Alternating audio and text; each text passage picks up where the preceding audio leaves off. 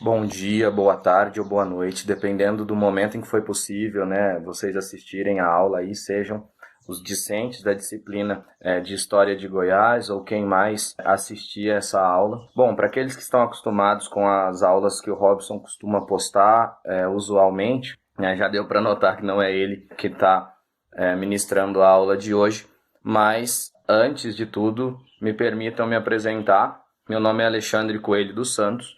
Eu sou orientando do professor Robson no programa de mestrado da Universidade Estadual de Goiás e eu possuo uma bolsa oferecida pela universidade e como critério, né, para manutenção da bolsa é necessário que a gente ministre aulas em determinadas disciplinas da grade na graduação, tá? Então, por conta disso, a aula a respeito da Igreja Católica em Goiás, da disciplina de História de Goiás, será ministrada por mim. Eu espero que esteja fácil de compreender, né, e que a gente possa ter uma boa aula. No mais, muito obrigado e vamos à aula. Bom, antes de começar a aula, eu quero deixar claro que a minha dificuldade, né, de trabalhar com a ferramenta, então eu tive que aprender durante uma semana a trabalhar com o Prezi para poder montar as aulas para vocês. Espero que seja compreensível. Dizer de antemão que na próxima aula o Robson volta, tá? Eu só estou cumprindo uma exigência do mestrado, do UEG, do qual eu sou bolsista, então a gente precisa ministrar uma aula com vocês, ter um estágio, né, na docência superior para manter a bolsa. Mas enfim, como cumprimento dessa norma, né, do programa, o Robson me incumbiu de trabalhar com vocês a história da Igreja Católica em Goiás, mais precisamente aí do final do século XIX, início do século XX, tá? Em que efetivamente, tá, a Igreja vai passar por um período bastante conturbado, serão bastante mudanças, serão muitas ações eclesiásticas, também temporais, tá, que vai, digamos assim, causar uma certa efervescência na sociedade goiana e também na sociedade brasileira. Vale lembrar que é no final do século XIX, início do século XX, que nós temos algumas questões, né, ou alguns marcos históricos importantes na história do Brasil. Tá? O primeiro deles aí, a gente pode citar a proclamação da República. Então é num contexto aí do final do século XIX, início do século XX, que a gente tem o Brasil deixando de ser uma monarquia, né, e passando a ser uma república. E isso causou também na própria Igreja Católica uma série de transformações, né, uma agitação no seio da Igreja de forma bastante evidente. Tá? Mas antes da gente estabelecer o início, né, dessa discussão a respeito da Igreja Católica em Goiás, efetivamente, eu montei uma certa cronologia para ficar mais simples a gente entender essas ações a respeito da Igreja em Goiás, para isso utilizando alguns líderes da Igreja a partir aí do final do século XIX, tá, até a década de 20 do século XX. Então, nós começaremos entendendo um pouquinho da realidade dos costumes do clero goiano, desde o seu início, desde a presença do clero na sociedade goiana, né? Depois passaremos aí a um contexto que os católicos costumam chamar de reforma católica, ou que mesmo os estudiosos da Igreja Católica passam a chamar de reforma católica, que foi, a partir do final do século XIX, uma tentativa que a Igreja teve, né, digamos assim, de controlar mais a cristandade no Brasil, de estabelecer regras rígidas com relação às devoções, com relação digamos assim, o comportamento cristão, o comportamento católico do período. Então nós vamos primeiro iniciar estabelecendo né, como era o comportamento desses padres, o que a Igreja Católica como um todo via, né, de modo a ser mudado no contexto goiano do século XIX. Depois nós vamos passar a trabalhar o que foi essa reforma, quais as mudanças tiveram, né, e efetivamente trabalhar também a relação entre a Igreja Católica e o Estado, né, como que se deu essa relação durante o passar do tempo aí, até o início do século XX. Para isso, eu dividi a nossa aula especificamente em 4 momentos. Tá? O primeiro momento nós vamos trabalhar um pouquinho de maneira rápida como estava formado o clero, quais os costumes do clero e também da população goiana, né, antes desse contexto de reforma ou ali num período anterior à segunda metade do século XIX. Depois nós vamos começar a trabalhar essa reforma a partir de alguns bispos que foram muito importantes para a Diocese Goiana e para a consolidação ou para a manutenção, de fato, da Igreja Católica em território goiano, né? São eles aí, né, o primeiro bispo por mim escolhido, ou o primeiro bispo aí desse final do século XIX, que é o Dom Cláudio José Ponce de León, né? Que vai ser bispo da Diocese de Goiás a partir de 1881 até 1890, portanto um bispado relativamente rápido, né? Mas é ele que vai estar à frente da Igreja no ato, né, da transição da monarquia para a República. Deixar claro que ele vai estar à frente da Igreja de Goiás, tá? Não da Igreja no Brasil. Então ele vai ser o bispo de Goiás à frente aí dessa transição da monarquia para a República. Posterior a ele, nós vamos ter a presença do Dom Eduardo Duarte Silva, que vai ser o bispo, ou que foi, né, na verdade, o bispo goiano que mais investiu, mais insistiu nesse processo de reforma, de clericalização, efetivamente, das devoções, que foi ele o bispo que mais, digamos assim, teve presença no sentido de organizar a igreja, de atuação política, de fato. É o Dom Eduardo que vai, como eu posso dizer, comprar briga, né, com esferas políticas do Estado. É o Dom Eduardo que vai, digamos assim, comprar briga mesmo com os católicos que iam contra, né, essas novas regras que tentavam ser impostas pelos padres e pelos bispos da época. É o Dom Eduardo que vai, digamos assim, ter uma presença mais acentuada e uma rixa com o Estado. É ele que vai tomar uma posição quase que de aversão, né, com relação ao poder temporal. Tá? E por fim nós vamos ter o Dom Prudêncio, que aí a partir de 1908 até 1921, 22, vai ser um bispo um pouco mais negociador, digamos assim, tá? Um bispo um pouco mais aberto, né, às imposições do Estado, e vai ser um bispo que vai buscar uma reaproximação da Igreja com o Estado naquele momento, certo? Para gente poder entender isso daí, eu fiz uso especificamente de algumas leituras de base, né? Ou uma delas, a dissertação de mestrado do Ronaldo Ferreira Vaz, tá? Intitulada Da Separação Igreja e Estado em Goiás, a Nova Cristandade, de 1891 a 1955, apresentada em 1997, tá? Na Universidade Federal de Goiás.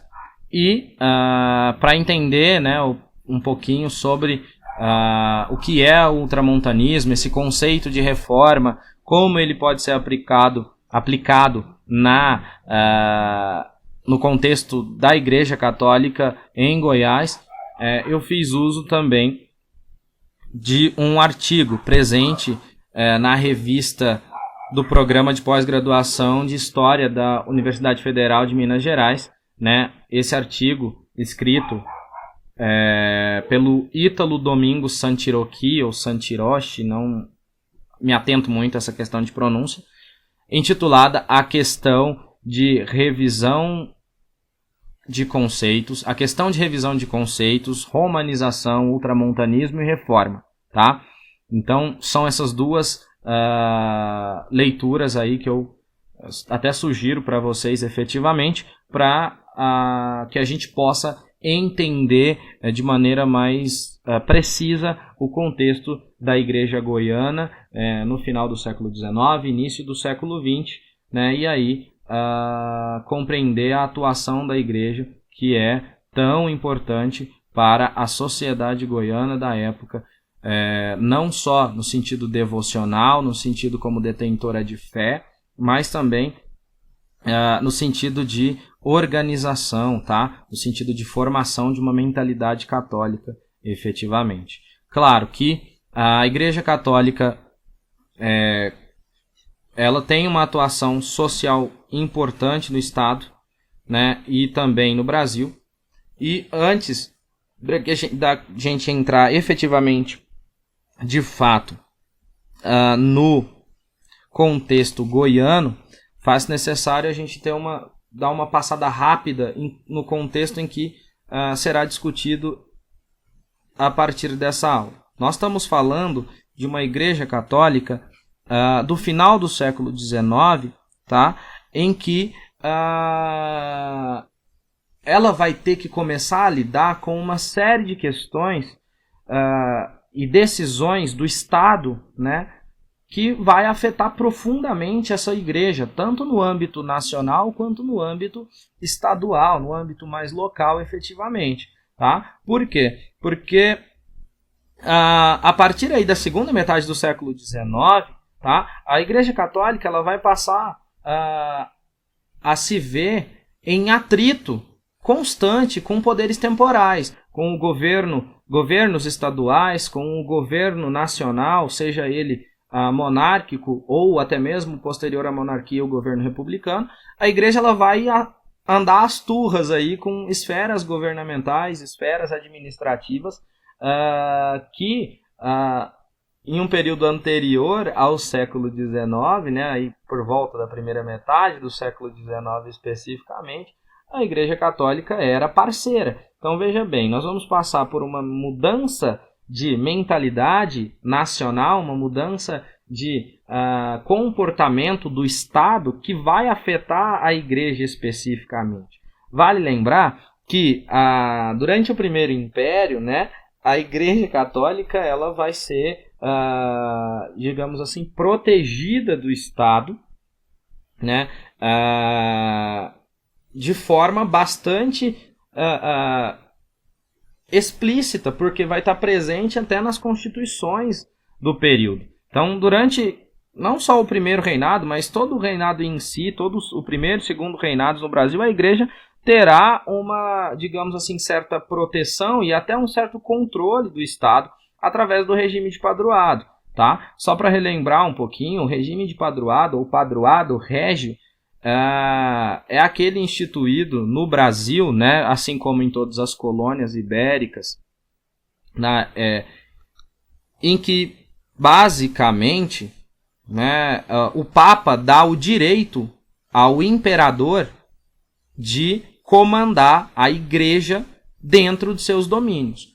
Ou seja, o padroado, ou o regime de padroado, digamos assim, faz da igreja ou dos padres funcionários públicos do Estado. Então, com o regime de padroado, a igreja é de certa forma, parceira do governo temporal, é parceira do governo monárquico. Tá? Por quê? São os padres que vão assumir escolas, por exemplo. Tá? São os padres que vão, digamos assim, controlar registros de nascimento, são eles quem vão controlar registros de óbito, são os padres que vão fazer casamentos, né, durante o Império. Então todo esse controle social, além é claro, né, do controle proposto através das missas, através das confissões e várias situações aí em que a Igreja Católica aparece como detentora da fé, tá? Então, o regime de padroado garante à Igreja uma certa parceria com o Estado. Nessa parceria, ela era responsável, efetivamente, pelos registros de nascimento, pelos registros de morte, pelos casamentos, tá? Bem como também, em alguns casos, até mesmo pelo registro imobiliário. O que ocorre aí a partir do final do século XIX, que vai estremecer, né, essa relação entre a Igreja e o Estado, é exatamente o fim do regime de padroado, tá? E a separação entre a Igreja e o Estado. Né? A separação entre a Igreja e o Estado, mais precisamente a partir da década de 1890. Tá? Então, o que acontece? Com a separação entre a Igreja e o Estado, nós vamos ter a Igreja Católica passando por dois cenários diferentes, digamos assim. Por um lado, será uma coisa boa para a Igreja, porque ela vai sair do controle do Estado, ou seja, né, a Igreja Católica não vai mais ser controlada pelo rei, pelo imperador, ela vai ter liberdade, os bispos vão ter liberdade para tomar decisões sem antes ter que haver o consentimento do imperador. Por outro, a Igreja Católica, com a separação em relação ao Estado, ela vai estar sozinha. Então, ela não vai ter mais repasses do governo, pagamentos dos salários dos padres, eles não vão ser feitos mais pelo Estado, construções de igrejas, né, de templos, construções de colégios e outros prédios católicos ou religiosos de fato, eles não vão ser mais financiados pelo Estado. O pagamento do salário dos padres não vai ser feito pelo Estado. Né? A manutenção das irmandades não vai mais ser feito pelo Estado. Então, ao mesmo tempo em que a Igreja se vê livre, né, para tomar suas decisões com o fim, digamos assim, e com a separação da Igreja e do Estado, ela também se vê sozinha, né, para ter que assumir responsabilidades, principalmente financeiras e estruturais, que até aquele momento eram responsabilidade do Estado com a Igreja. Veja bem, toda essa conjuntura de mudança vai provocar na Igreja Católica, de modo geral, uma série de situações em que ela vai ser obrigada, tá, a tomar medidas drásticas com relação à condução do catolicismo como um todo. Tá? É sobre essas questões que nós vamos tratar na aula de hoje.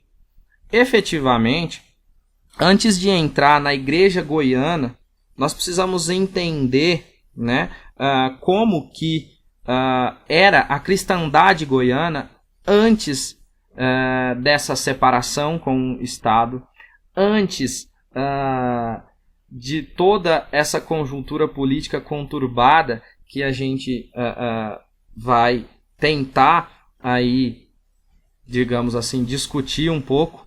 Então, para entrar nesse processo de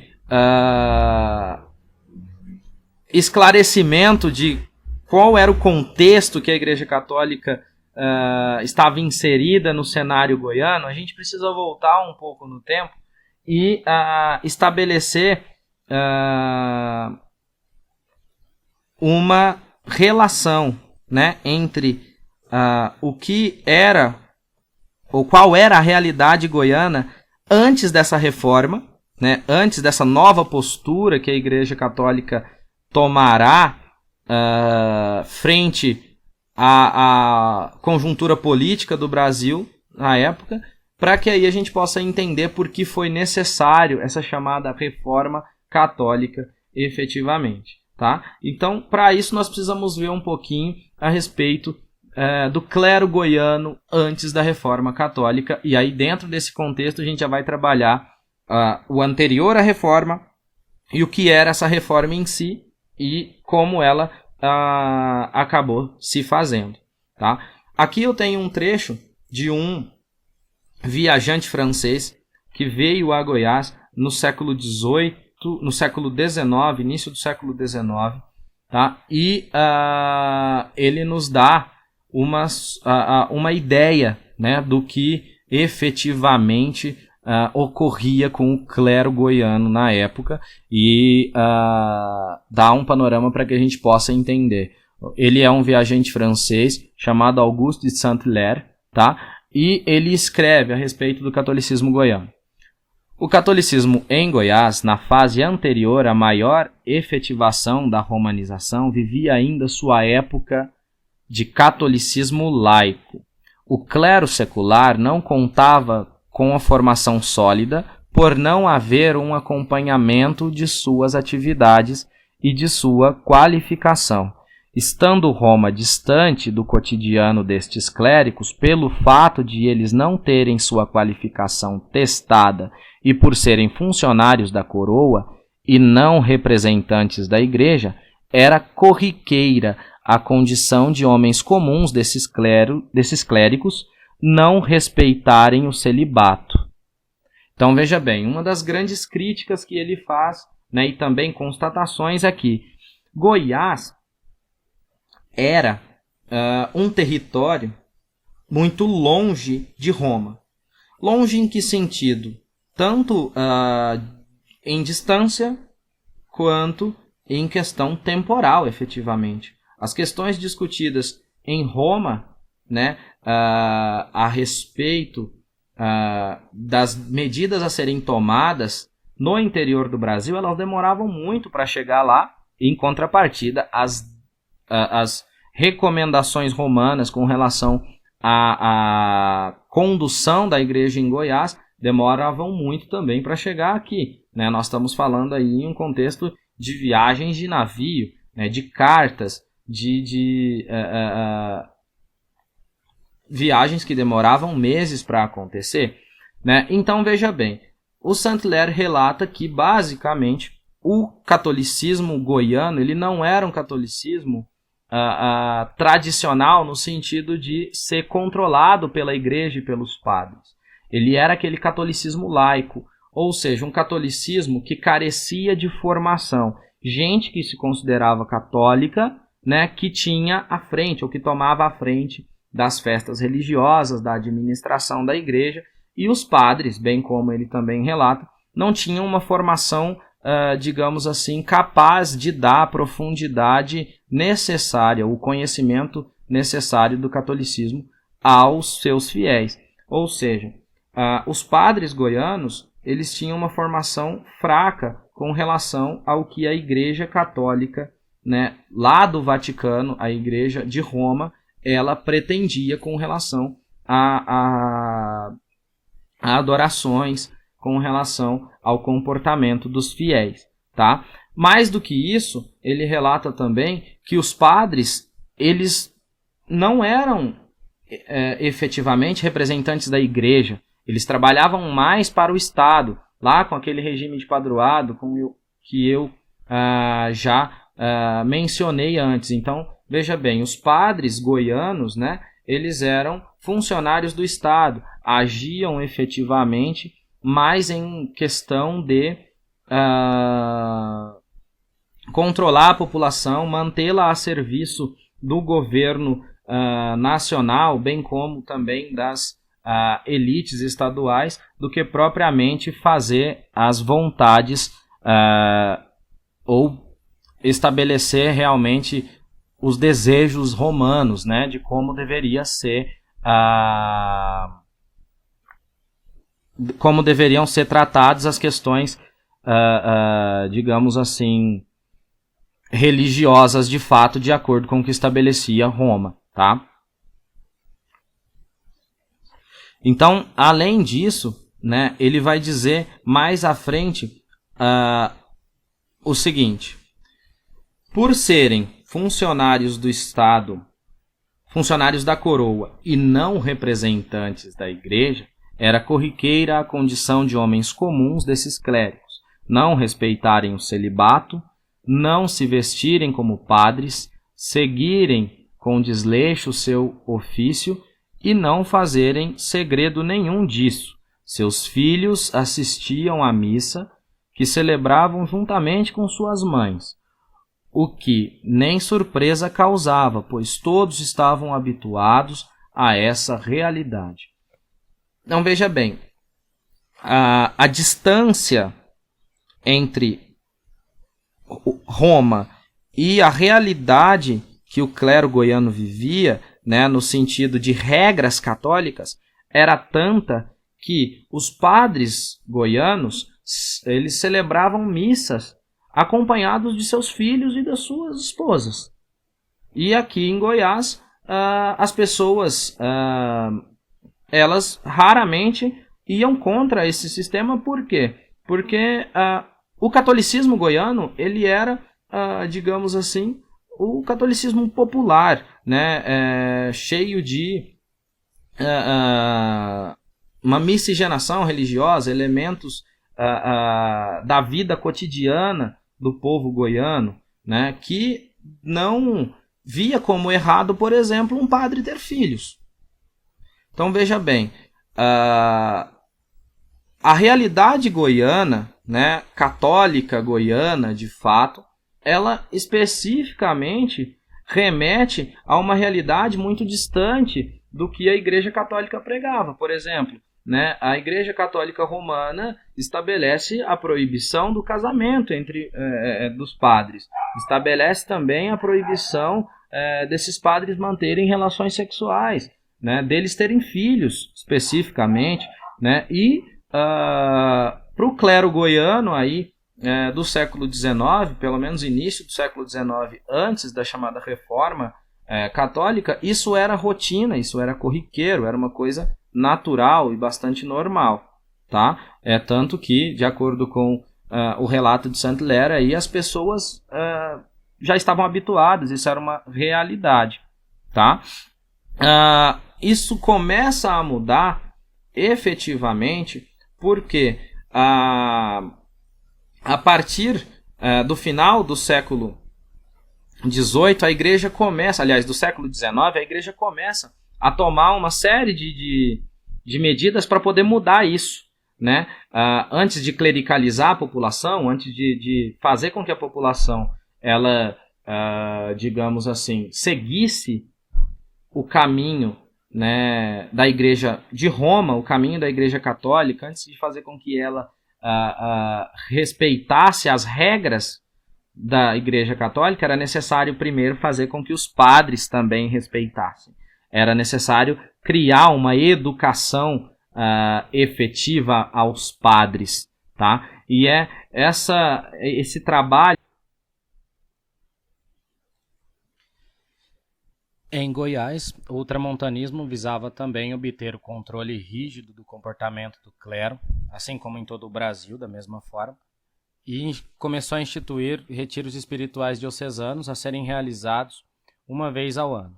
Havia ainda a preocupação com o domínio administrativo e financeiro e moral das festas do catolicismo popular, repletas de diversões mundanas, a fim de lhe transformar para que enfatizassem os espetáculos sacramentais católicos, além de substituir a figura dos leigos, central nas festas religiosas até então, pela dos padres, que deveriam liderar tais eventos junto aos fiéis. Então veja bem, especificamente a respeito da questão clerical, o ultramontanismo buscava retirar da mão dos fiéis leigos, no caso aí a maioria deles coronéis, pessoas de famílias influentes, de cidades aqui de Goiás, o controle das romarias e das festas religiosas que, segundo os integrantes da igreja, estavam longe de ser o ideal, para o que se esperava das festas religiosas, que seria a devoção, seria o comportamento ímpio e livre de coisas mundanas, tá? Já com o bispo Dom Gonçalves de Azevedo, de 1866 a 1876, tem início a campanha ultramontana contra as mudanças do pensamento que acompanhavam a laicização e o cientificismo europeu. Então vejam bem, aqui em Goiás, o ultramontanismo nessas bases de retomada do destaque da igreja, né, de reformulação da igreja e reforma da mesma, vai começar com Dom Joaquim Gonçalves de Azevedo, que foi bispo do estado de 1866 até 1876. Tá? E, como eu já tinha dito antes, o ultramontanismo goiano vai seguir as bases do ultramontanismo brasileiro, de modo geral. Então vejam bem, as diretrizes, né, ultramontanas vieram também para tentar obter o controle rígido sobre o comportamento do clero, instituindo retiros espirituais diocesanos a serem realizados uma vez por ano. Havia ainda a preocupação com o domínio administrativo e financeiro e moral das festas do catolicismo popular, repletas de diversões mundanas. Então, o que a igreja queria acabar, por exemplo, era com as diversões mundanas, bebedeira, jogos presentes nas festas eclesiásticas até aquele período, a fim de lhes transformar para que enfatizassem os aspectos sacramentais e católicos, além de substituir a figura de leigos central nas festas religiosas até então para ou pela dos padres goianos, que deveriam liderar eventos junto aos fiéis. Então, as festas em romarias, folias, né, e outros encontros religiosos eram controlados até aquele momento por pessoas chamadas de católicos leigos, que são aquelas pessoas católicas que praticam a religião, que vão à igreja, mas que não têm formação eclesiástica. Né? Para os ultramontanos, ou segundo as diretrizes ultramontanas, essas pessoas elas não poderiam dirigir as festas religiosas à medida em que essas festas diziam respeito à igreja e eram para angariar fundos para a manutenção da própria igreja goiana. Né? Então, uma das questões a serem abordadas pelo ultramontanismo, especificamente, né, aqui em Goiás, era a retirada, né, do catolicismo, ou a retirada do poder da mão dos leigos, ou seja, quem deveria se responsabilizar pelas festas religiosas eram os padres. Tá? E essas festas também deveriam estar ligadas aos preceitos da igreja e não às questões mundanas. Ou seja, nessas festas deveriam ter orações, novenas, rezas, missas e não jogos, bebedeira e outras situações como eram corriqueiras em Goiás. Tá? Mas, embora Dom Joaquim Gonçalves de Azevedo tenha iniciado, né, essa prática ultramontana de reforma da igreja aqui em Goiás, o bispado do Dom Joaquim foi marcado principalmente pela pobreza, né, como vem ressaltado mais embaixo aqui para a gente. A pobreza da província dificultava a disponibilidade de recursos para a construção até mesmo de uma residência para o bispo. Restava a Dom Joaquim recorrer a Dom Pedro II. Após conseguir financiamento para a compra do prédio de imóveis para a instalação do seminário, é nomeado seu primeiro reitor. Tudo isso ocorreu em 1872, quando começou a funcionar o denominado Seminário Episcopal da Santa Cruz. Este havia 38 vagas para alunos internos e externos. Então, é o Dom Joaquim Gonçalves de Azevedo que vai fundar, digamos assim, o Seminário Episcopal da Santa Cruz, que é o primeiro seminário episcopal de Goiás, então o primeiro centro de formação para clérigos goianos.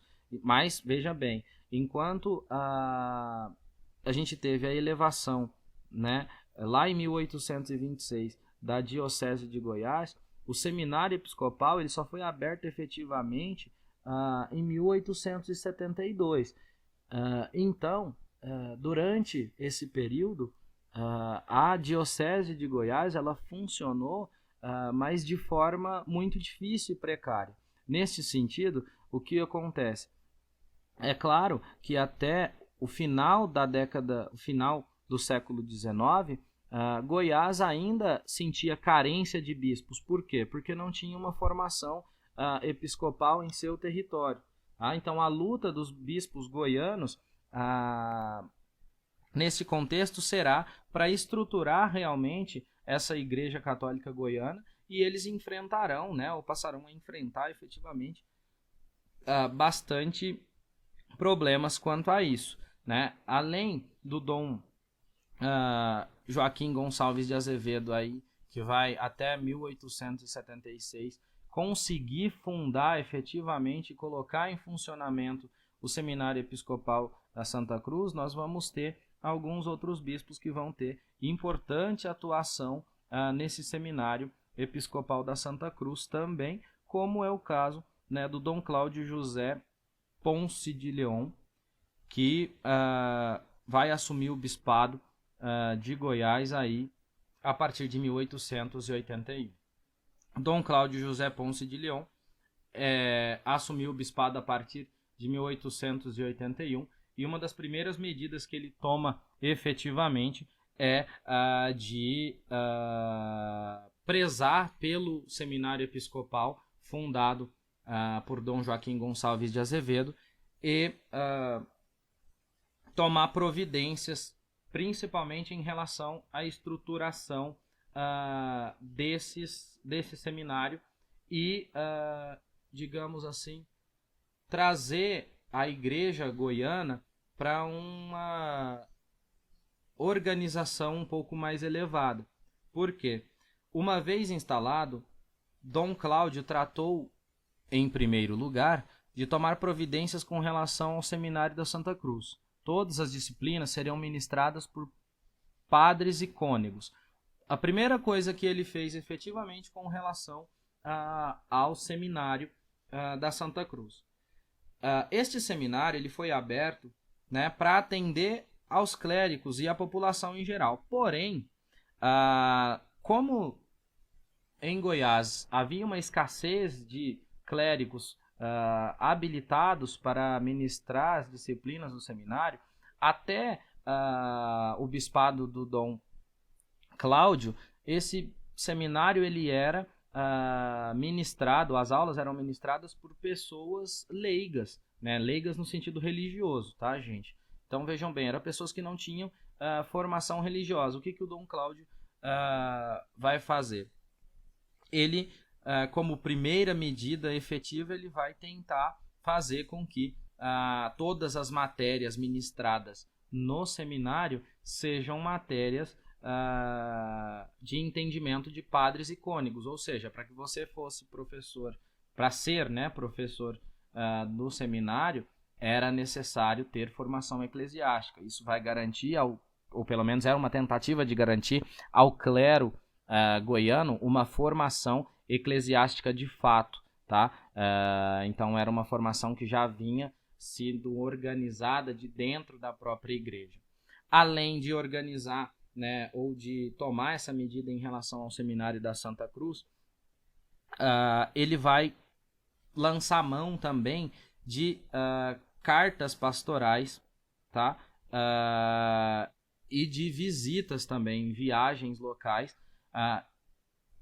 para que ele pudesse vigiar como estava indo a situação, ou como era a situação do clero goiano naquele contexto. Então vejam bem, o bispo, né, o Dom Cláudio José Ponce de León, vai iniciar também visitas pastorais, né? Então de tempos em tempos ele vai visitar vilas, cidades, né, para poder, digamos assim, vigiar mesmo, ter um acompanhamento de como andam sendo ministradas as missas, como andam sendo colocadas em prática, como anda sendo colocado em prática o catolicismo de modo geral, tá?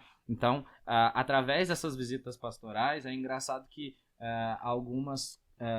em algumas leituras que a gente vê, né, temos questões que vão heroicizar o bispo de fato, né? Então, assim, olha só, além destas pastorais, no caso as visitas, viagens locais, todas feitas nos lombos de burros, o bispo também fez viagens à corte. Então, veja bem, eles contam alguns detalhes a respeito dessas viagens do bispo, né? Todas elas feitas em lombos de burro. Então, detalha para a gente a dificuldade que o bispo tinha de vigiar, de visitar todas as cidades ou todas as igrejas em que ele comandava, né, como bispo no estado. Além dessas viagens para vigiar mesmo, para ter uma noção de como estava sendo levada, né, levado o catolicismo adiante no estado, o bispo também buscava o tempo todo angariar fundos para que se pudesse efetivamente erguer, né, ou estabilizar a situação da igreja na província de Goiás, né?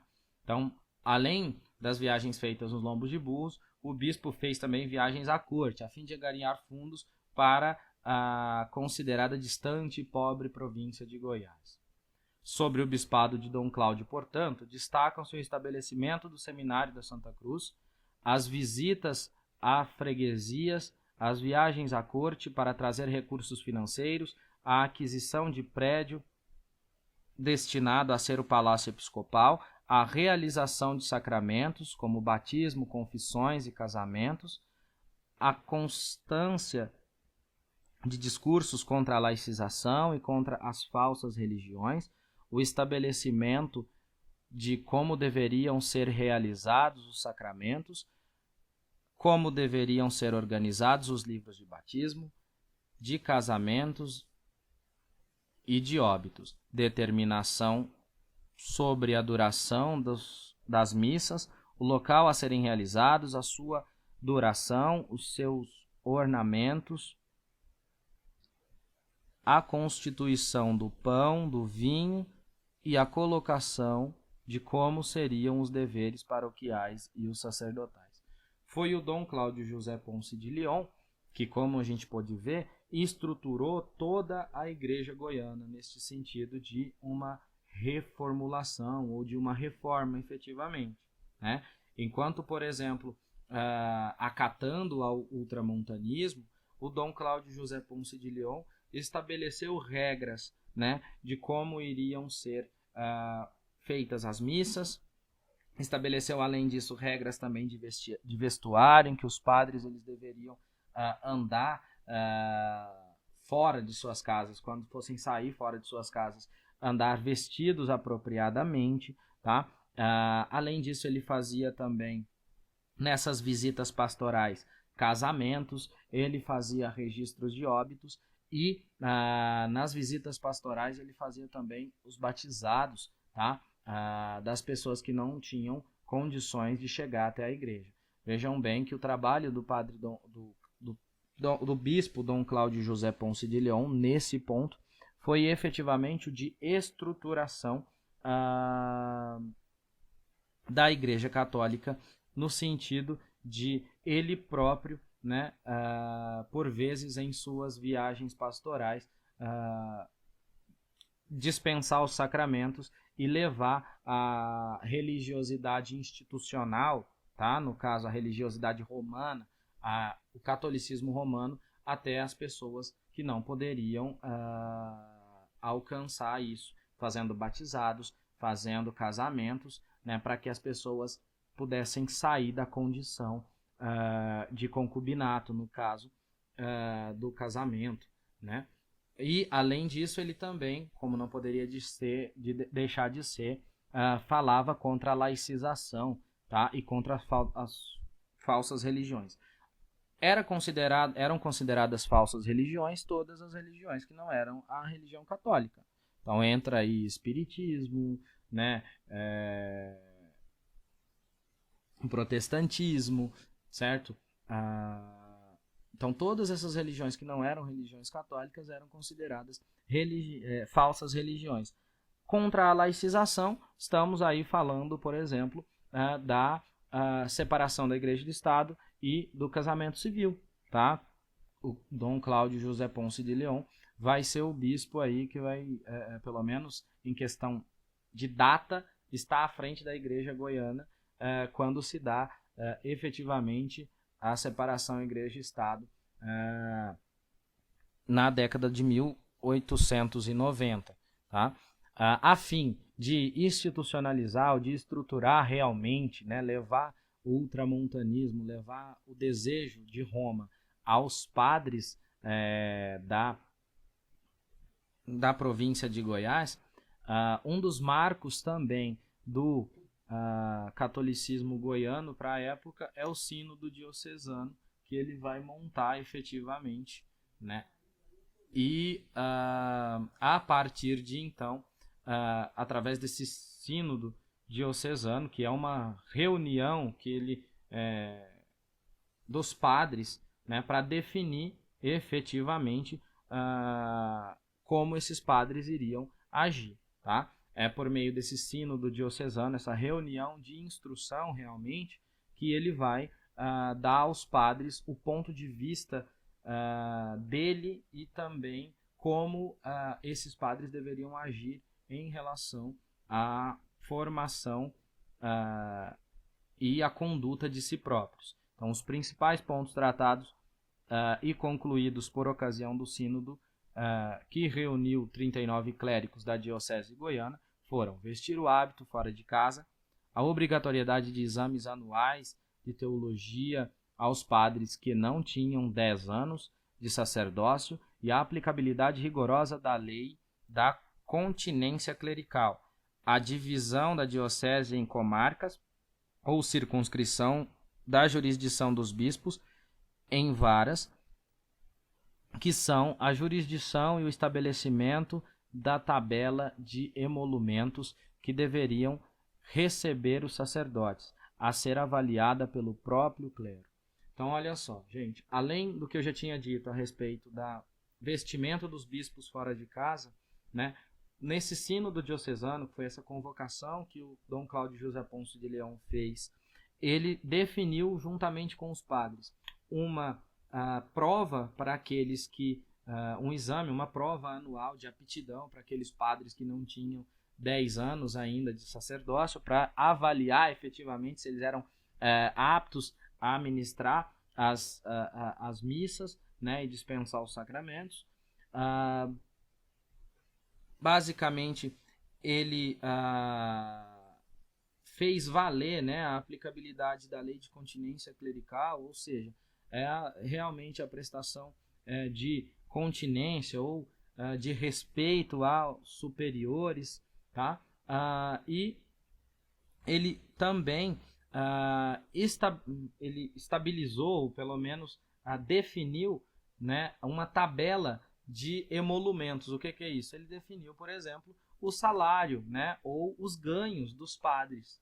Então ele definiu, por exemplo, os ganhos dos padres de acordo com os serviços. Então vejam bem, o Dom Cláudio José Ponce de León vai pegar um seminário episcopal que foi fundado pelo Dom Joaquim Gonçalves de Azevedo, que estava, digamos assim, em sérias dificuldades, e vai tentar reestruturar isso, não somente no sentido de tentar dar uma sobrevida ao seminário episcopal e à igreja goiana em si, mas ele vai, digamos, colocar regras institucionais aos próprios padres.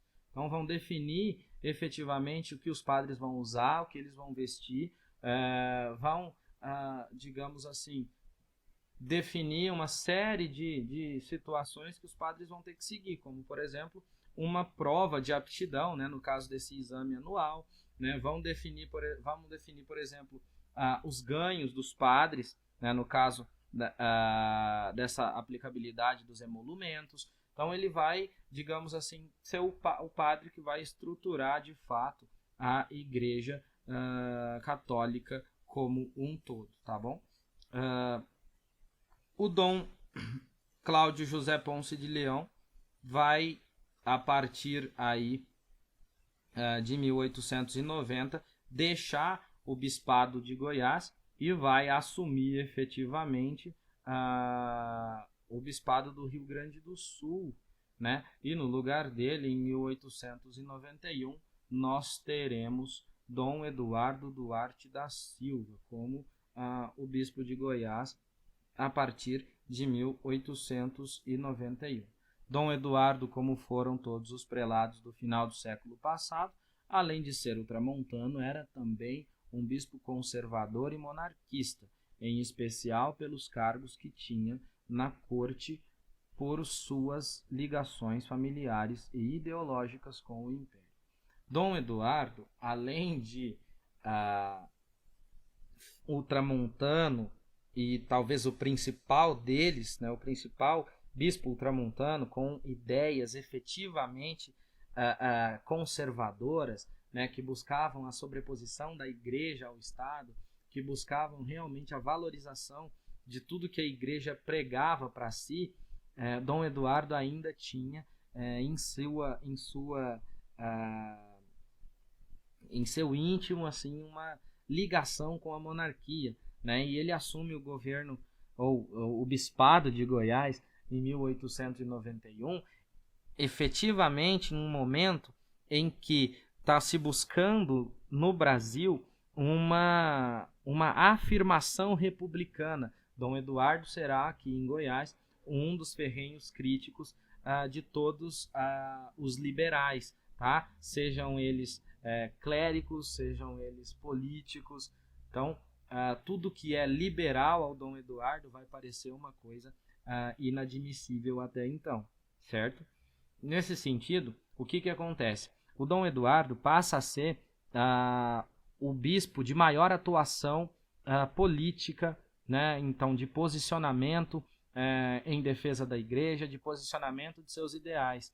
Enquanto o Dom Cláudio José Ponce de Leão, ele tentou reestruturar a igreja efetivamente, ele tentou buscar angariar fundos junto ao governo, ele tentou estabelecer a igreja goiana e fazer com que esta tivesse, digamos assim, capacidade de sobrevivência em um contexto difícil, de pobreza e de combate dentro do próprio clero, né, das práticas indevidas, digamos assim. O Dom Eduardo terá uma atuação bastante política nesse contexto, porque ele vai partir efetivamente para um campo de clericalização da sociedade, não da reestruturação especificamente do clero.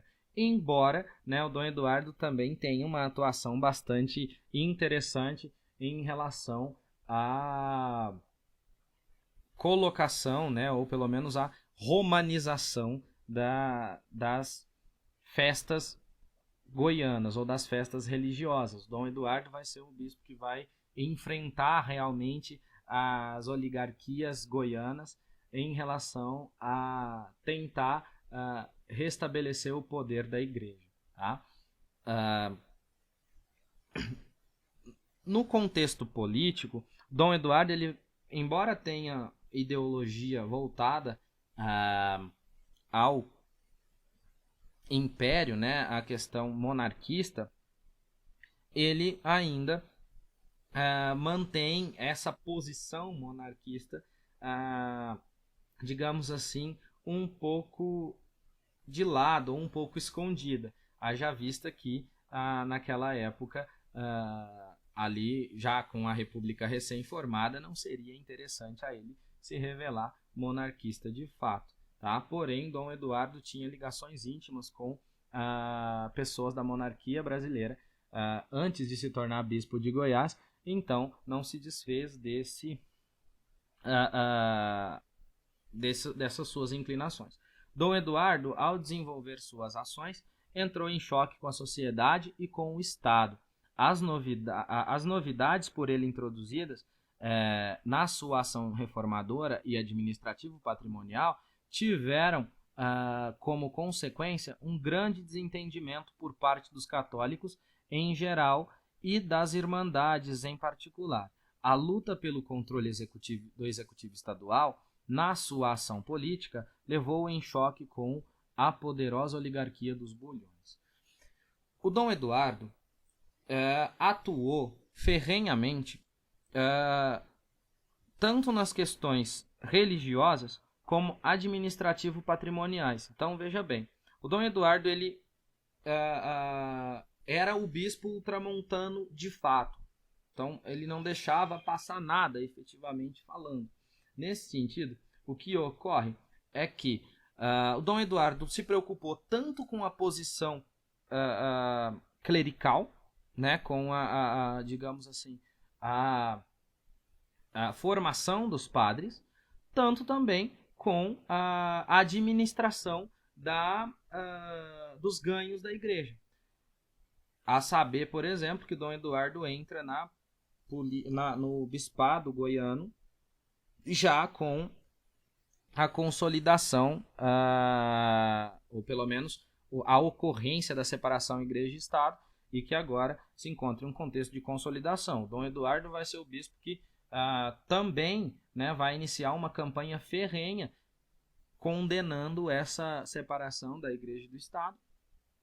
Ele será contra efetivamente essa separação da igreja e do Estado, e por conta disso, né, ele vai, digamos assim, entrar em atrito com as oligarquias estaduais, mais especificamente a oligarquia dominante na época em que o Dom Eduardo entra no bispado de Goiás, que é a oligarquia dos bulhões, tá? Em relação às irmandades, o Dom Eduardo vai estabelecer atrito principalmente por quê? Porque o Dom Eduardo começa, né, ou pelo menos ele assume o bispado goiano com já uma tentativa do Dom Cláudio Ponce de León de ter em mãos, né, os ganhos das romarias e das festas religiosas. Então, o Dom Eduardo vai, com isso, fazer com que as romarias sejam efetivamente, né, colocadas nas mãos dos padres. O Dom Eduardo vai assumir o bispado goiano depois do Dom Cláudio, continuando a política de colocação de padres à frente das romarias. E isso vai causar, entre outras coisas, essas tensões com as irmandades leigas, que são aquelas que até então são responsáveis pelas romarias e pelas festas religiosas da época. Tá? Dentre esses atritos com as irmandades leigas, né, o Dom Eduardo vai especificamente às turras várias vezes em discussões bastante interessantes com chefes, né, de povoados que controlam as festas da região. Né? Inclusive aqui tem um caso bastante interessante que o Ronaldo Vaz traz para a gente lá na página 86, que é um diálogo entre o Dom Eduardo e um coronel, né, da época, em que ele começa, né? O Dom Eduardo chega e pergunta para ele: quem é o senhor que me fala com tanta autoridade? Perguntei. Isso Dom Eduardo perguntando. Sou o coronel Anacleto, católico apostólico, mas não romano. E o senhor? Perguntei a outro indivíduo que acompanhava. Sou o coronel Gonçalves, também católico apostólico, mas não romano.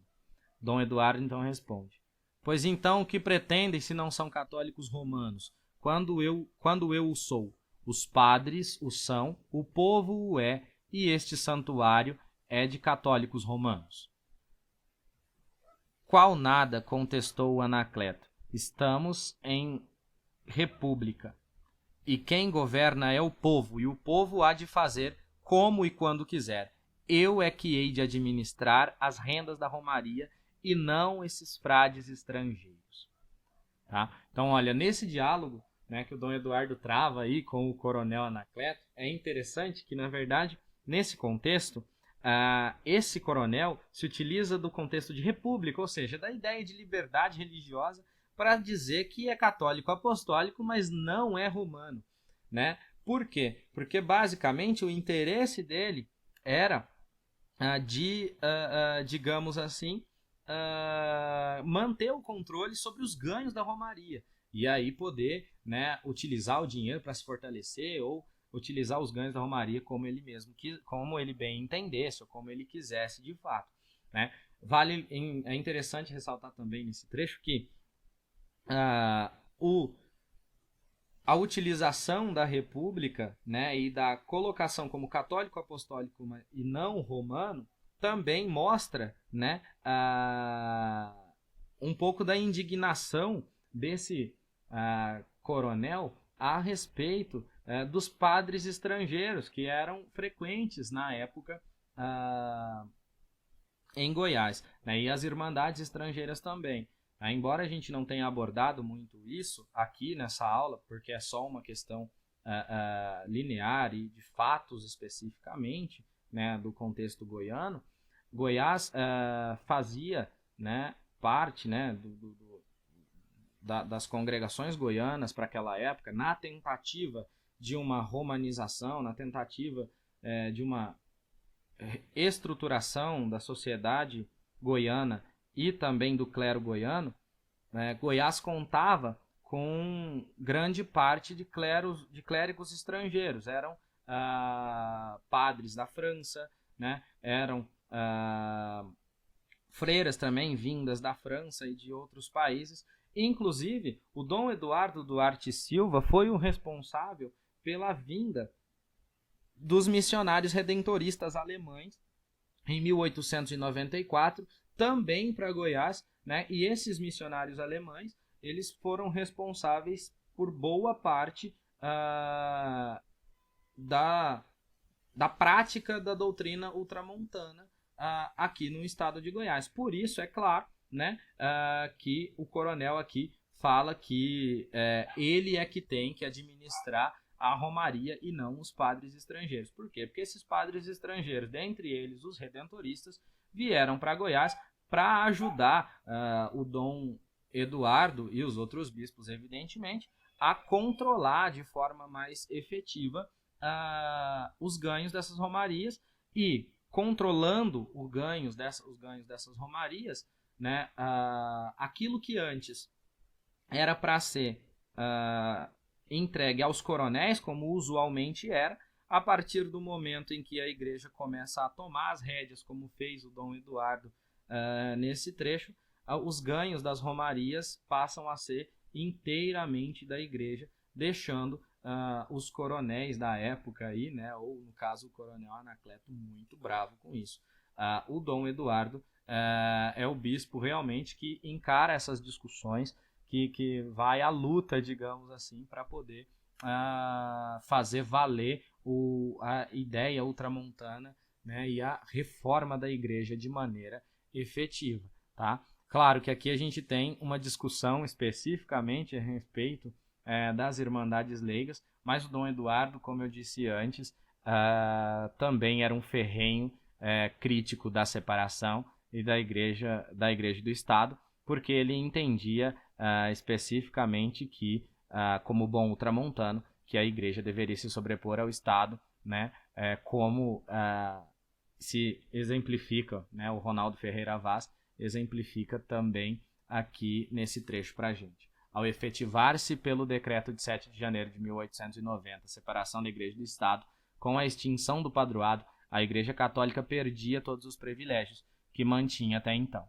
Sem concorrência, era uma religião exclusiva e oficial, protegida e mantida economicamente pelo Estado, que pagava os salários aos vigários e mantinha os seminários, concedendo verbas públicas ou construindo os prédios eclesiais. A República, no entanto, trouxe-lhe situações adversas: o casamento civil, o ensino leigo, os cemitérios secularizados, a liberdade de religião. A par de tudo isso, soma-se a hostilização que sofria por parte dos liberais positivistas e maçons.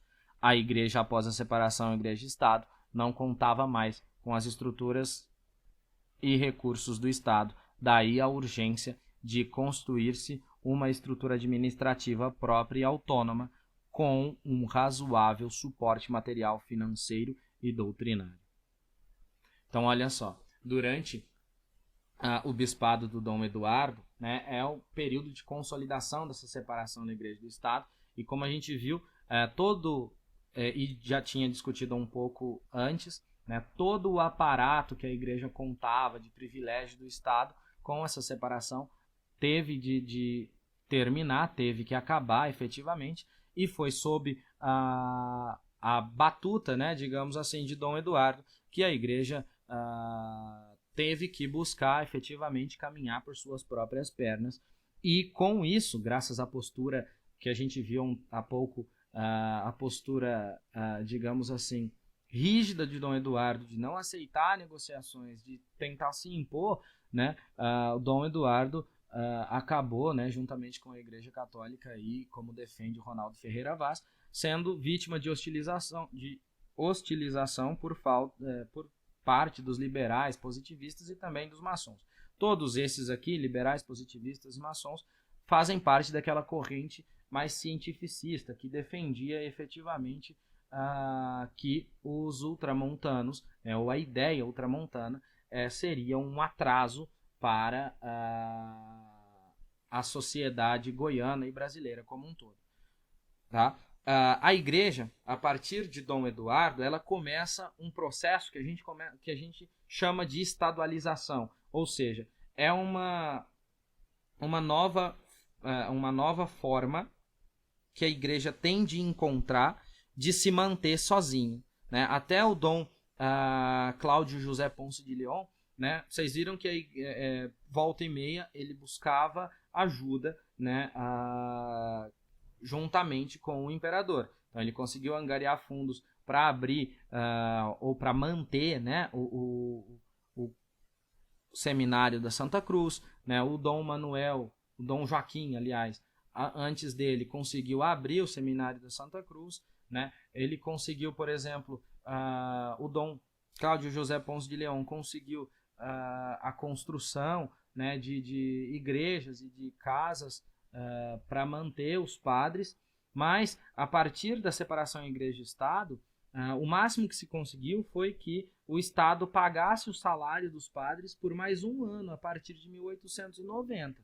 Fora isso, é com o Dom Eduardo que a Igreja começa o processo de estadualização, que seria a Igreja passaria a se tornar uma instituição independente. Tá? A Igreja ela deveria basicamente assumir a sua independência.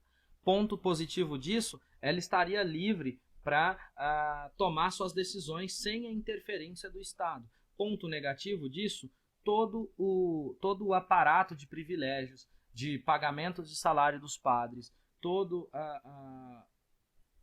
digamos assim, todo o auxílio do governo, né, que ela recebia antes, passou a não receber mais. Tá? Então, os bispos, com a estadualização, passaram a ser responsáveis pela implementação política e administrativa de todas as atividades em suas dioceses, detendo grande poder decisório.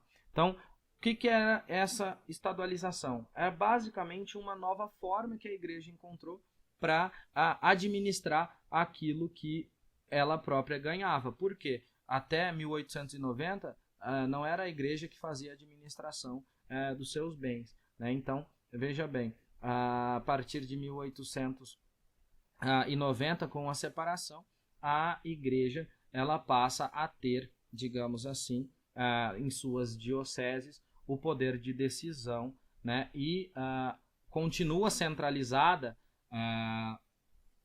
em relação ao Papa, mas as dioceses passam a ser mais independentes efetivamente. Tá? Dom Eduardo, como eu disse antes, é o bispo que vai conseguir, com essas ideias ultramontanas, né, de colocação aí, de imposição da sua vontade e do ultramontanismo sobre a sociedade de modo mais ferrenho, né, e até mesmo mais, digamos assim, irredutível, ele vai conseguir não só o desafeto das pequenas elites, como é o caso aí do coronel Anacleto ou das irmandades leigas, como também das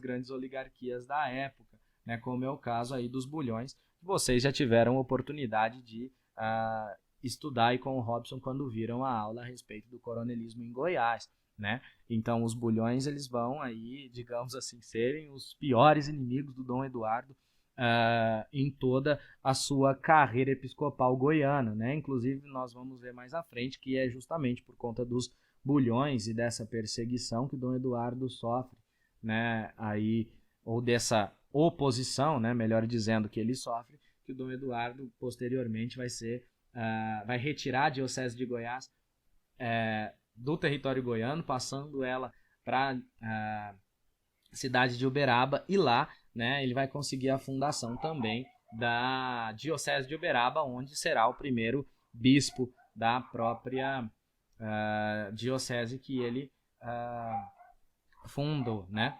Bom, num contexto político, efetivamente, Dom Eduardo ele passou a não agir sozinho, tá? Não que ele fosse integrante, mas num contexto político existia em Goiás um partido católico. Este partido católico efetivamente buscava colocar, né, a igreja em evidência os ideais católicos se sobrepondo à vontade dos liberais, tá? Esse partido católico ele era formado pelos opositores dos bulhões em âmbito goiano, né, na época, né? E os bulhões estavam à frente, né, do chamado Partido Liberal, tá? Nesse sentido, o que acontece? Os bulhões, eles eram aqueles que eram detentores dos ideais liberais. Então, eram aqueles que eram alinhados à maçonaria, ao pensamento positivista, né? Enquanto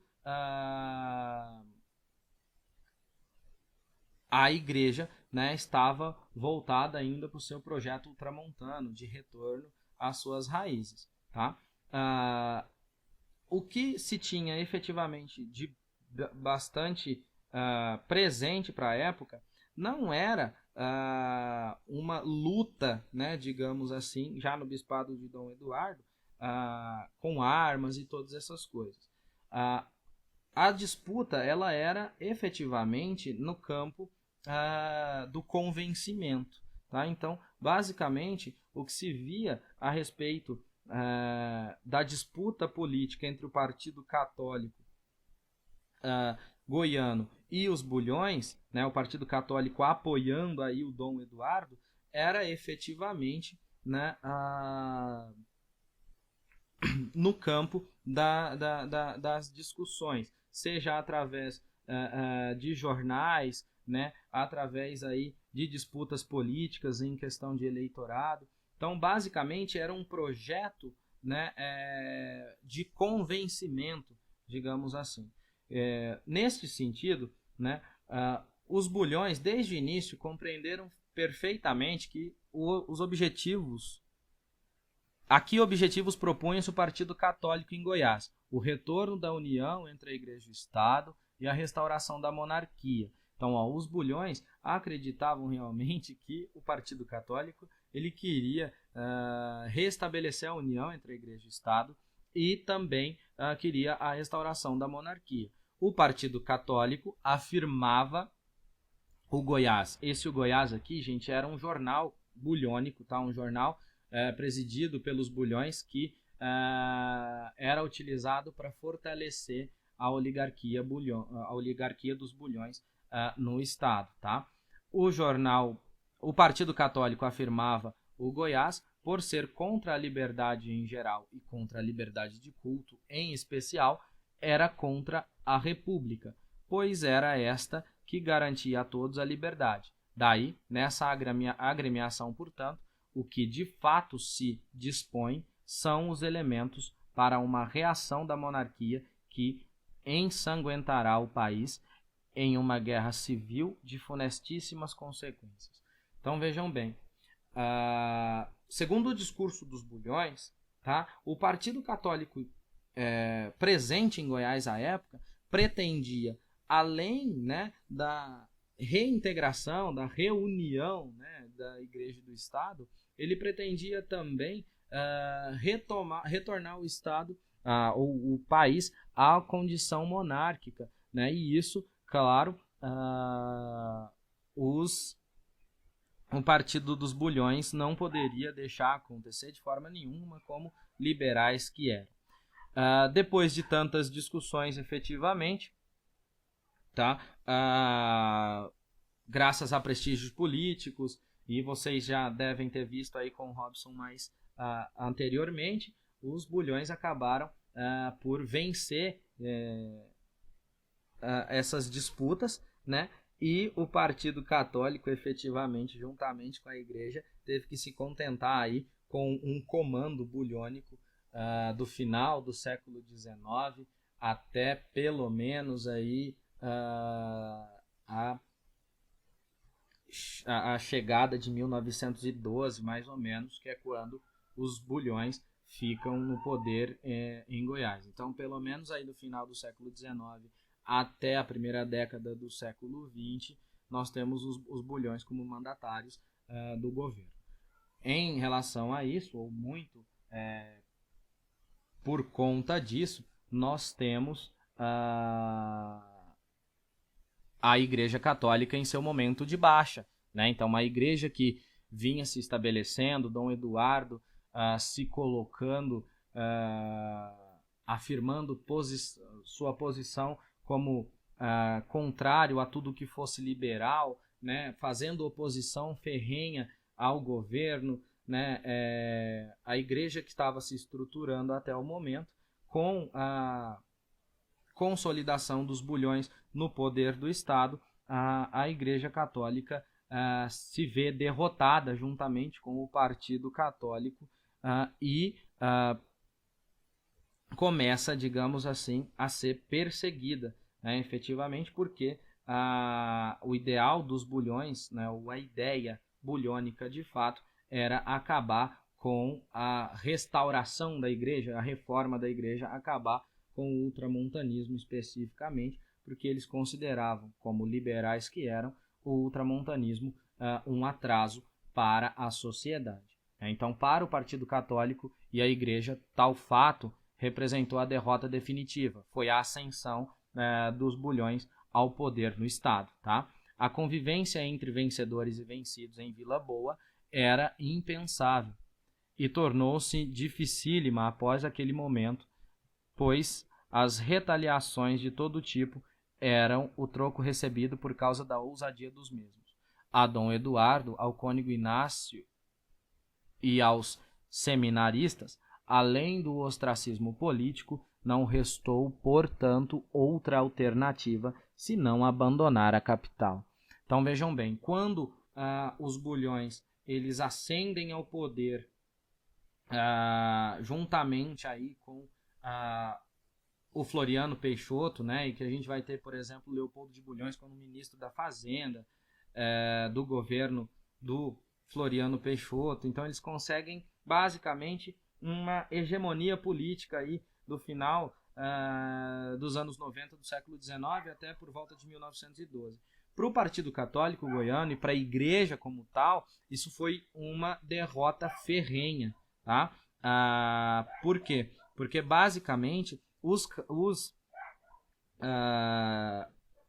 Bulhões eles eram totalmente contrários às políticas ultramontanas. Tá? Vale lembrar o seguinte, não era efetivamente todo o catolicismo, mas a parcela do catolicismo que era aderente, né, que aderiu, ao ultramontanismo de fato, né, que era seguidora, digamos aí, de Dom Eduardo, que trabalhava juntamente com o bispo, essa sim, tá, enfrentava ferrenha oposição dos bulhões. Dom Eduardo, efetivamente, depois da derrota, começa a tomar algumas medidas, né, para poder tentar se proteger ou reafirmar a sua posição enquanto católico de fato.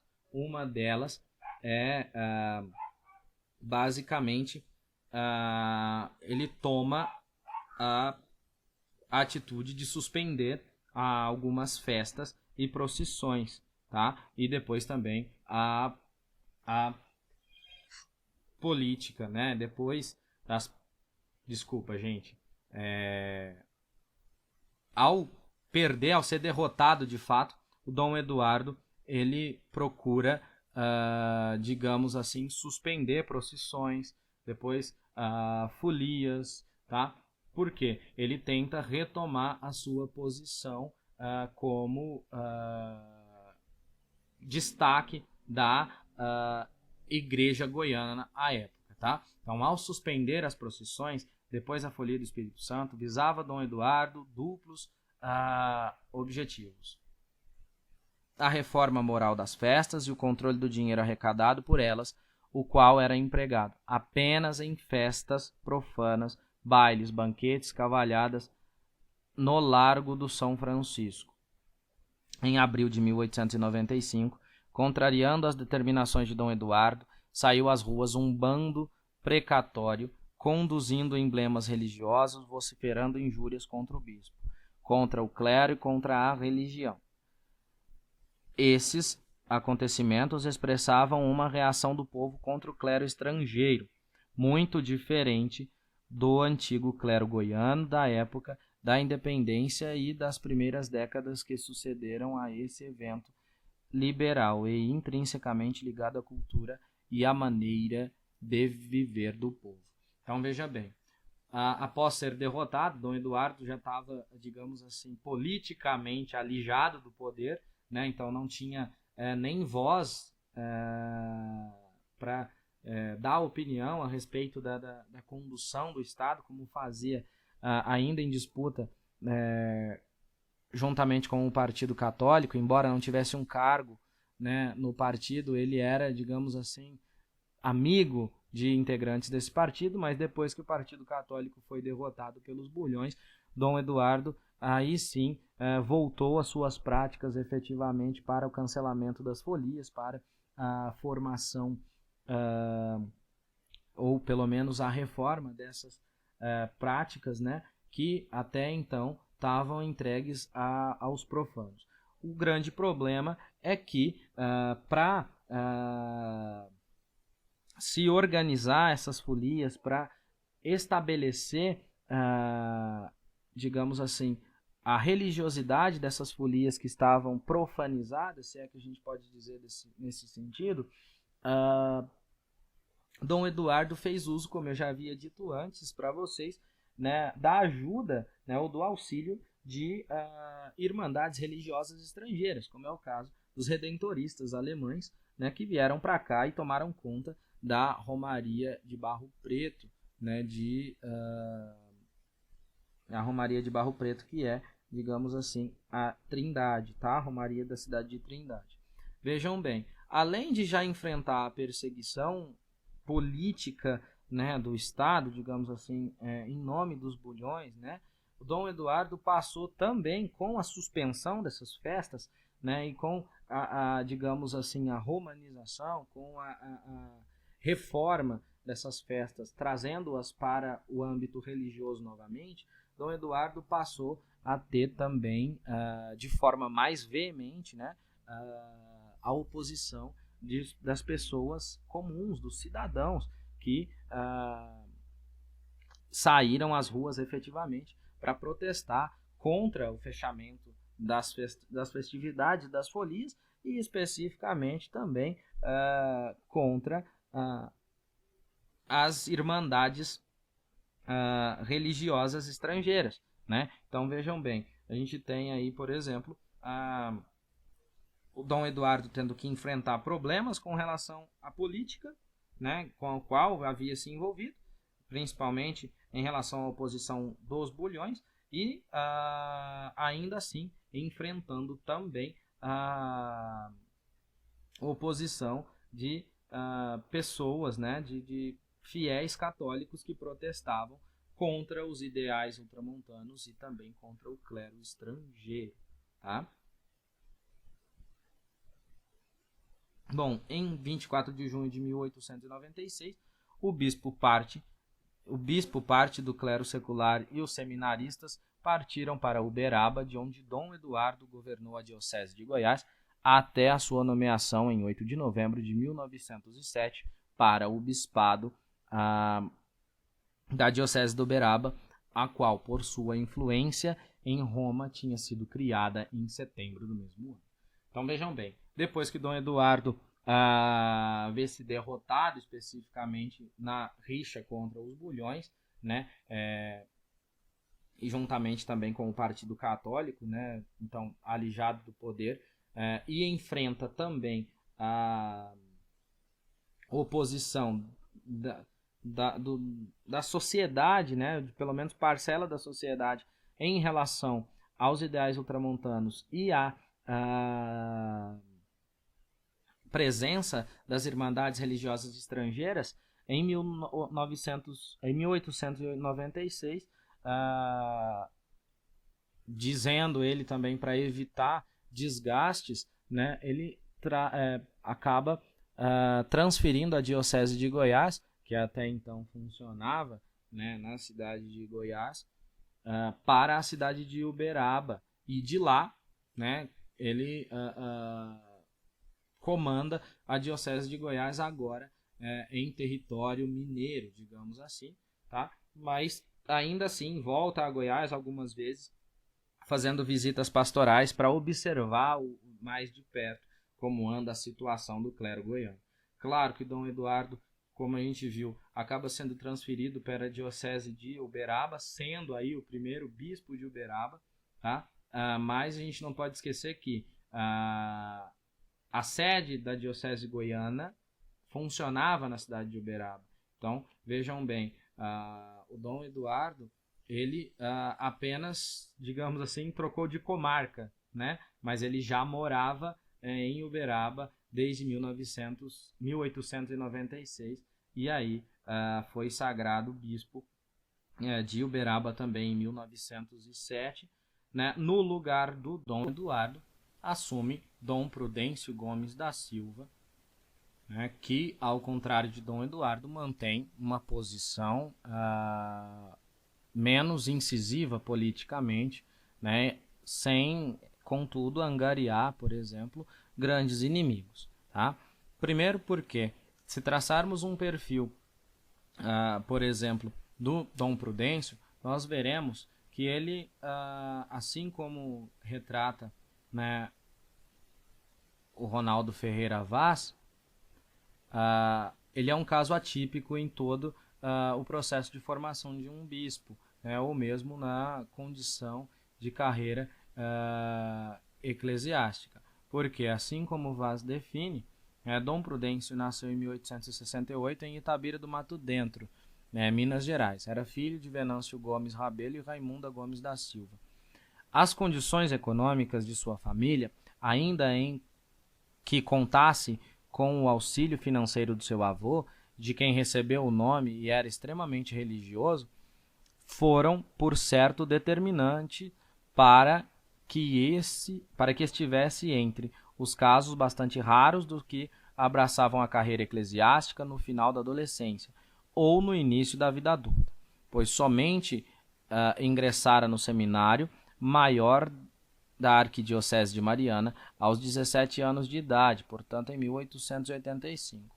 Dom Prudêncio Gomes da Silva via na igreja, né, ou pelo menos ingressou na igreja como um jovem para a época, e uma coisa incomum, porque a educação eclesiástica, né, exigia efetivamente uma educação desde criança, No caso de Dom Prudêncio, ele não obteve, né, essa educação já na questão infantil, mas sim após os 17 anos. O que nos leva a pensar o seguinte: Dom Prudêncio, né, tinha em sua família condições inferiores economicamente às de Dom Eduardo. Portanto, ele via, por exemplo, as dificuldades, né, em que a igreja enfrentava de fato, dificuldades financeiras, dificuldades de posicionamento, né, já que ele era cria realmente aí de uma, digamos assim, de uma situação atípica, porque era um jovem que conheceu o mundo exterior e posteriormente ingressou na igreja. Então, dá para se perceber, por exemplo, que Dom Prudêncio teria um posicionamento um pouco diferente de Dom Eduardo, na medida em que ele não teve uma educação ultramontana efetivamente desde a sua, digamos assim, desde a sua infância. Tá? Então ele foi um bispo educado, um sacerdote educado nos preceitos religiosos, pelo menos institucionalmente, após os 17 anos. Nesse sentido, Dom Prudêncio veio, né, a ser bispo de Goiás num contexto também favorável, porque ele pegou a diocese de Goiás já com toda a efervescência dos debates políticos, né, em baixa.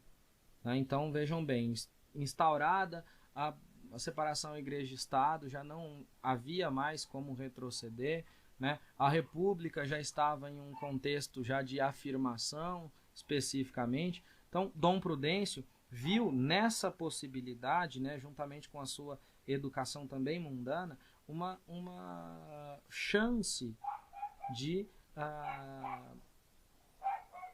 estar em uma posição não de atrito mais com o poder temporal, tá? Não de atrito mais com as posições políticas bulhônicas ou de quem quer que estivesse no poder. A posição de Dom Prudêncio foi uma posição, digamos assim, de conciliação. Dom Prudêncio, nesse contexto, foi um bispo conciliador. Né? Então, enquanto a gente tem lá o Dom Joaquim como um bispo de início do ultramontanismo, né, que vai tentar, pelo menos, colocar as primeiras bases ultramontanas em Goiás. A gente tem o Dom Cláudio José Ponce de León como o bispo, digamos assim, que foi estruturador da igreja goiana, né, em certa medida, né, fazendo viagens e levando a cristianização às partes mais longínquas, né, da jurisdição da diocese.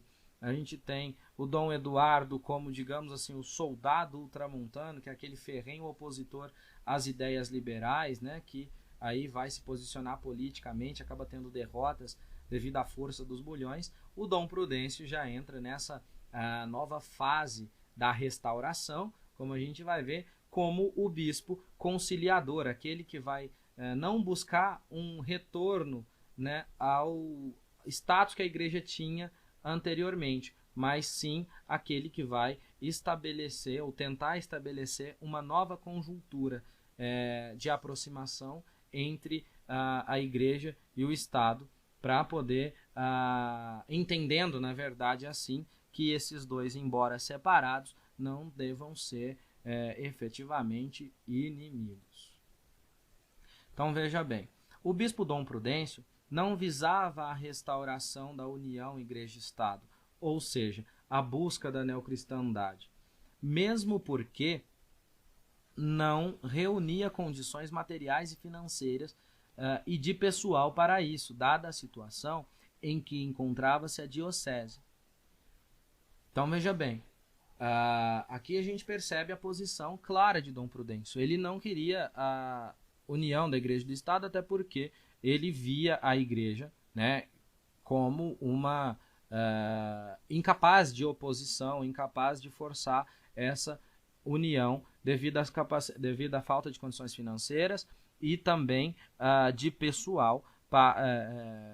Com isso, o que ele buscava efetivamente era essa aproximação amistosa, tá? Então essa ideia aí, por exemplo, de uma retomada aos moldes do ultramontanismo com o Dom Prudêncio, ela já estava sendo superada, tá? Dessa forma, a sua principal preocupação foi de normalizar as relações entre a Igreja e o Estado goiano, segundo declarou: ao nobre depositário dos poderes políticos, ao excelentíssimo presidente do Estado, nossas respeitosíssimas saudações, embora o pacto fundamental que nos rege tenha separado a Igreja do Estado, não quer isto, contudo, dizer que os dois poderes sejam inimigos. Em vez de haver antagonismos, deve-se existir a verdadeira união entre ambos, pois as atribuições respectivas se encontram mais tarde na Jerusalém Celestial.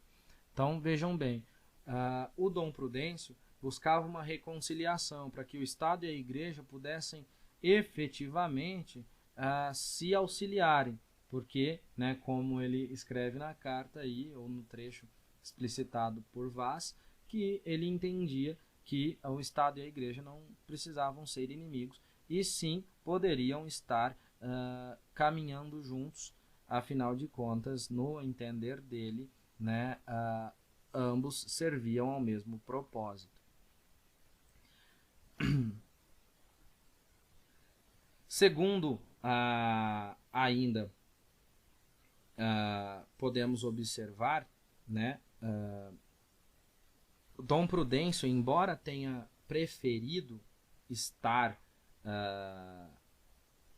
do lado da Igreja, independentemente da política, ou seja, assumido uma posição neutra na política, tá? A gente pode observar também nessas posições de Dom Prudêncio uma certa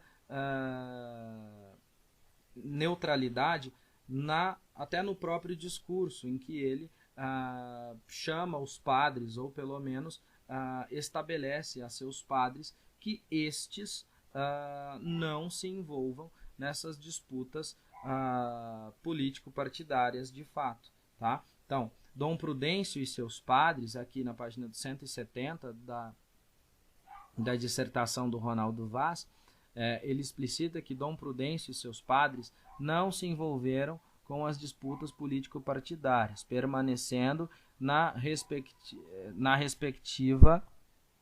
expectativa, do desenrolar dos acontecimentos para colher junto aos vencedores as vantagens da vitória. A exemplo do que acontecera anos antes com Dom Eduardo e o ataque que sofreu Dom Prudêncio através do jornal Bulhônico Goiás.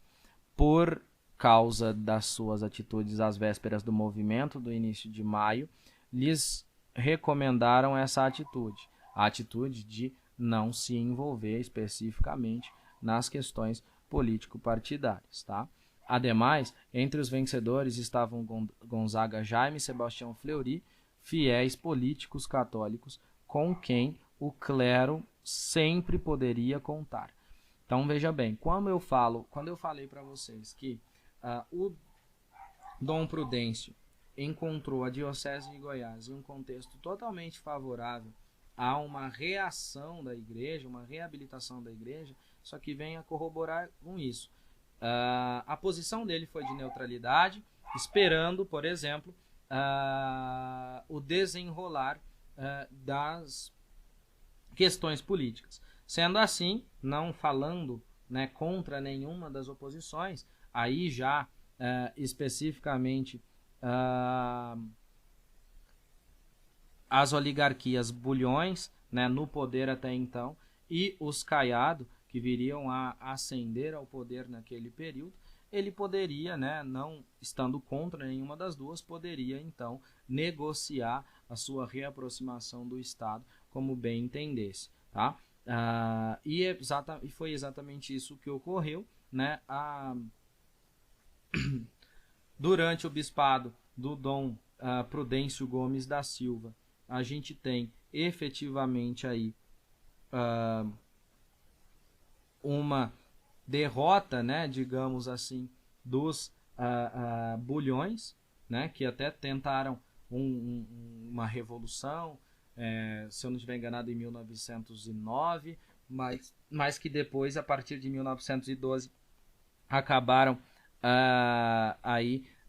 digamos assim, alijados do poder, e entrou em cena, né, no governo brasileiro, no estado goiano, e não no brasileiro, mas no estado goiano, no governo temporal goiano, a presença de novos integrantes de facções diferentes, né, ou de oligarquias diferentes, que vão dar abertura à ascensão dos Caiado, né? São eles aí Gonzaga, Jaime, Sebastião, Fleury, políticos ex-integrantes, né, do Partido Católico, que vão apoiar o Dom Prudêncio nas suas decisões a respeito da igreja. Então, o Dom Prudêncio entra aí num contexto que favorece a reconciliação, né, dos católicos com o Estado, né, e não mais naquele contexto de ferrenha disputa. Tá? Aliás, a aparente neutralidade de Dom Prudêncio em 29 de junho, quando da inauguração do Seminário de Ouro Fino, ainda lhe proporcionou a presença do presidente de Estado, o senador Ramos Joubert, naquela solenidade. Então, veja bem, Dom Prudêncio garantiu uma reaproximação da Igreja com o Estado, garantindo para si uma posição de neutralidade. Tá? Por quê? Ele fugiu efetivamente daquilo que era a máxima da estadualização, né? Como o Ronaldo Vaz propõe aqui, a estadualização foi uma reação imediata à separação da Igreja e do Estado, de adaptação às condições, tendo a Igreja que caminhar por si própria, gerar a sua própria receita, manter seminários, fundar colégios, ampliar o número de dioceses e de padres seculares e religiosos, além de concorrer com o Estado pela simpatia e influência da população. O Dom Prudêncio, ele não concorreu com o Estado pela simpatia da população, como fez Dom Eduardo, né? Colocando, por exemplo, igreja contra Estado, ou tentando uma sobreposição de uma sobre o outro. O Dom Prudêncio abriu mão, né, desse processo de estadualização adotado por outros bispos para instaurar o seu próprio, que seria uma aproximação de forma tranquila, pacífica e até mesmo passiva com relação ao Estado. Por sua vez, a neocristandade representou uma ação ofensiva da Igreja, visando retomar uma união legal ou uma aliança informal com o Estado para, através de suas estruturas e meios, impor o catolicismo como fé e força política na sociedade e nele mesmo. Em relação à neocristandade, que foi outro uso, né, aí de um termo cunhado pelo Tomás Bruneau e discutido pelo Riolando Aze, né, tomado emprestado pelo Ronaldo Ferreira Vaz, para definir a conjuntura política do Estado naquela época, a neocristandade foi entendida, né, pelo o Dom Prudêncio com uma outra característica diferente do que está aqui a respeito da ofensiva da Igreja, visando retomar uma união legal, aliança informal com o Estado e transformar, né, o catolicismo como fé e força política. O Dom Prudêncio não tentou estabelecer o catolicismo como fé e força política através da imposição. Ele voltou os seus olhares à proteção da Igreja enquanto instituição, né, e esperou aqueles que fossem vitoriosos nessa contenda política entre aí os partidários do catolicismo e os bulhões, para então tentar se aproximar de um deles, né? Dom Prudêncio contou aí com a vitória, né, mesmo que escondido, né, dos aliados da Igreja Católica, o que ocorreu efetivamente, e garantiu com isso uma relação amistosa entre a Igreja e o Estado. Por fim, né, já aí na parte final de seu bispado, o relacionamento amistoso entre Dom Prudêncio e os Jardim Caiados, à frente da política estadual, assegurou ao seminário mais subsídios pelo fato de passar a ser considerado como um colégio oficial no ano de 1914, o que se dera pela Lei número 429, de 27 de junho, sendo o fiscal do governo, o senador Ramos Gilbert, sem dúvida um dos grandes amigos e benfeitores da diocese. Então vejam bem, para que nós possamos terminar efetivamente, tá? Dando um panorama geral do que foi, a gente tem um clero, um surgimento em Goiás de um clero despreparado, né, sem nenhum compromisso com as ordens vindas de Roma. Isso começa a ser mudado a partir do momento em que se consegue, em que entra no poder, né, aliás, no bispado, Dom Joaquim Gonçalves de Azevedo, que começa a instauração do ultramontanismo, né? Esse ultramontanismo ele é uma série de medidas partidas de Roma às dioceses do mundo, tá? E também, como não poderia deixar de ser diferente, de Goiás e do Brasil, tentando estabelecer uma diretriz normativa para,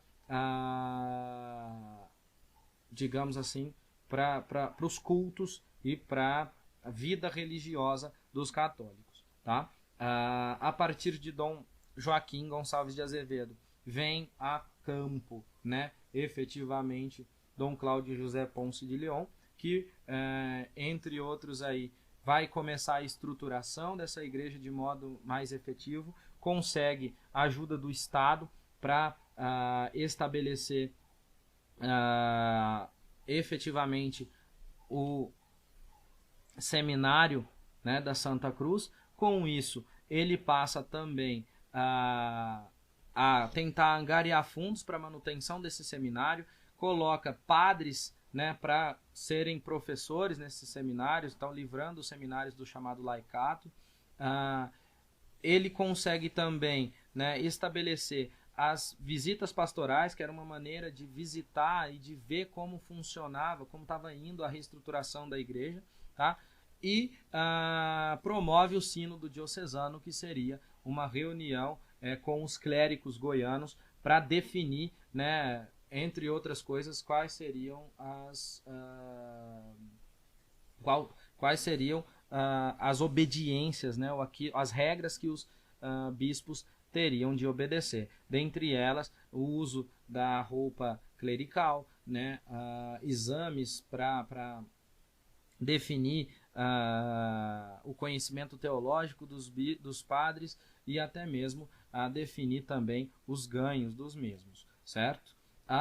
Depois do Dom Cláudio José Ponce de León, temos Dom Eduardo Duarte Silva, o nosso bispo efetivamente ultramontano.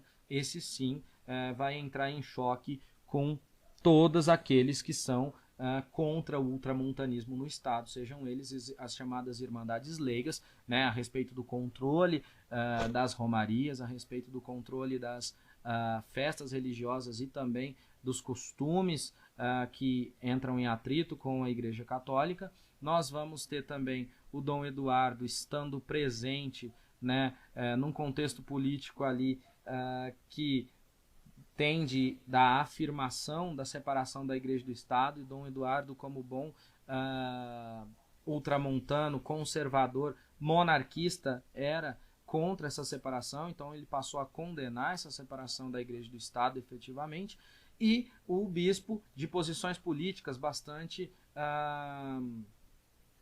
ferrenhas e bastante claras, né? Dom Eduardo, oposição dos bulhões, né? Então eles se digladiaram durante aí o bispado do Dom Eduardo, politicamente, religiosamente, ideologicamente, de fato, né?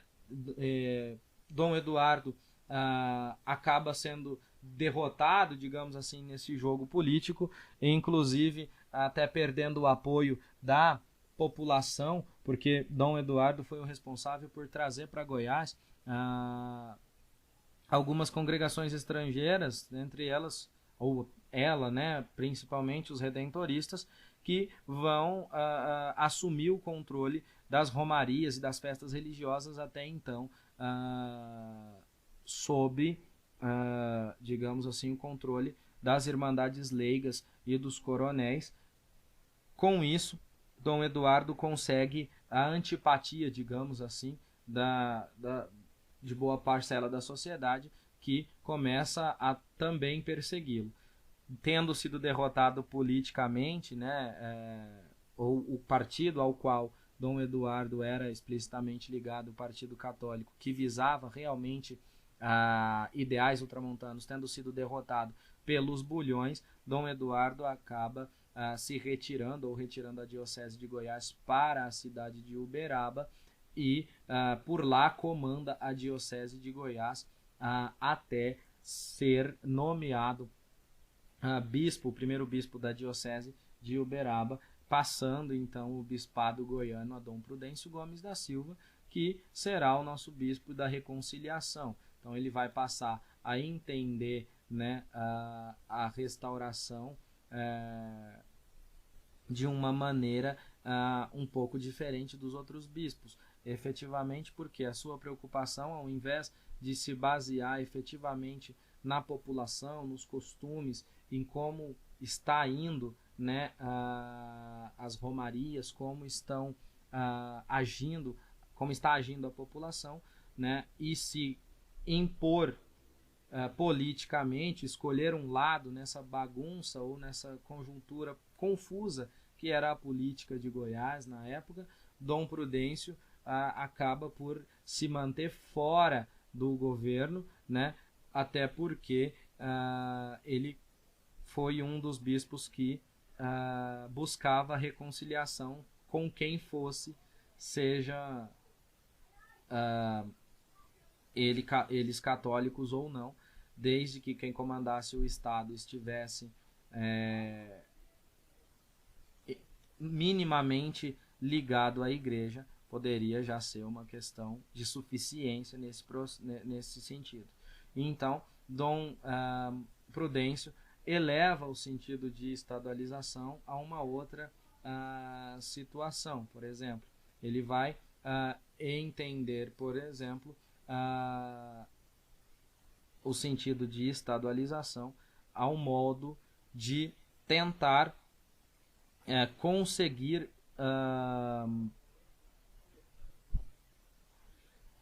uma parceria com o Estado e não uma concorrência efetivamente. Dom Prudêncio será aquele que vai, embora escolhendo o lado católico, obviamente, vai tentar esconder isso o máximo possível para garantir, digamos assim, a sobrevivência da Igreja, seja qual for a vertente política que saísse vitoriosa à época. Tá? Dom Prudêncio consegue efetivamente manter a Igreja Católica Goiana ainda em sobrevida, digamos assim, e garante isso graças à aproximação com a nova oligarquia comandante do Estado, principalmente a partir de 1912, a oligarquia dos Caiado, que mantém-se